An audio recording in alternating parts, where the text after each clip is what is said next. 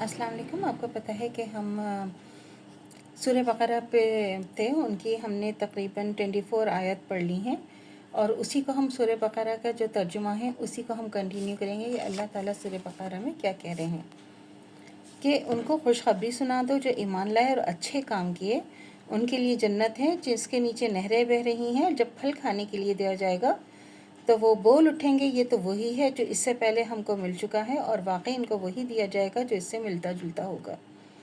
इनके लिए इसमें बीवियां होंगी जो पाकीज़ा होंगी और हमेशा जन्नत में रहेंगे। अल्लाह नहीं शर्माता इस बात से कि वो कोई मिसाल बयान करे मच्छर की, इससे भी बढ़कर किसी और चीज़ की। सो जो ईमान ला चुके वो तो यही यकीन करेंगे कि वो मिसाल यकीनन हक़ है, और जो लोग काफिर हैं यही कहते रहेंगे कि अल्लाह का इस मिसाल से मतलब क्या था। इसी से वो बहुत सौ को गुमराह करता है और बहुत सौ को राह दिखाता है। इसी से वो बदकारों ही को गुमराह करता है जो अल्लाह से अपने वादों को इसके इस्तेकाम के बाद तोड़ देते हैं, और जिस चीज़ को अल्लाह ने हुक्म दिया कि जोड़े रखना इसको तो वो काट देते हैं और ज़मीन में फसाद करते हैं, और यही लोग नुकसान में रहेंगे।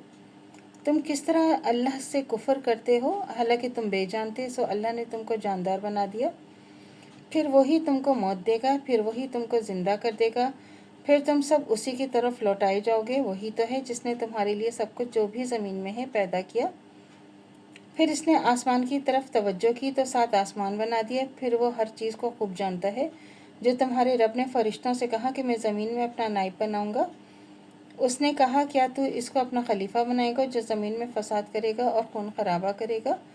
और हम तेरी पाकी बयान करते हैं तेरी हम्द के साथ और तुझको बेअब जानते हैं। अल्लाह ताला ने फरमाया, यकीनन मैं जानता हूँ जो तुम नहीं जानते। अल्लाह ने आदमी को कुल चीज़ों के नाम सिखा दिए, फिर उनको फरिश्तों के सामने पेश किया और फिर कहा, अब तुम मुझे बताओ कि इन चीज़ों के नाम अगर तुम सच्चे हो।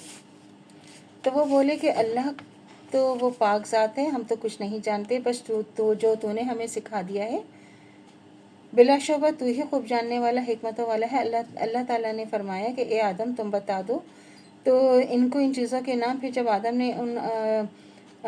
ने उन चीज़ों के नाम बता दिए तो अल्लाह ताला ने फरमाया कि क्या मैंने तुमसे कहा नहीं था कि मैं आसमान ज़मीनों की पोशीदा चीज़ों को जानता हूँ, जो तुम जाहिर करते हो और जो तुम छुपाते हो तो सब जानता हूँ।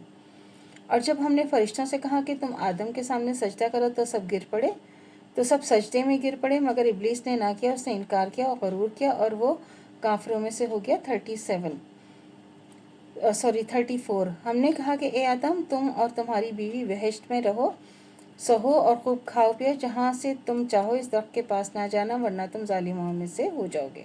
फिर शैतान ने दरख्त पर दोनों को लग़ज़िश में डालकर जन्नत से निकलवा दिया और हमने कहा उतर जाओ, आपस में दुश्मन रहो और एक मुद्दत तक तुम्हारा ठिकाना और ज़िंदगी पूंजी ज़मीन पर है। 36। फिर आदम ने अपने ही रब से तौबा के कुछ अल्फाज सीख लिए और तौबा किया तो अल्लाह ताला ने उनकी तौबा कबूल कर ली। तो वही तो है और वही तौबा कबूल करने वाला और बड़ा ही रहम करने वाला। 37। हमने हुक्म दिया कि तुम सब यहाँ से उतर जाओ, फिर अगर तुम मेरी जानिब से कोई हिदायत पहुँचे तो तुम मेरी हिदायत पर चलते रहेगा और उसको ना कोई खौफ होगा और ना ही कोई गम और रंज। और जो कुफर करेंगे हमारी आयत को झूठा जानेंगे सब वही दोज़खी होंगे, उसमें हमेशा ही पड़े रहेंगे।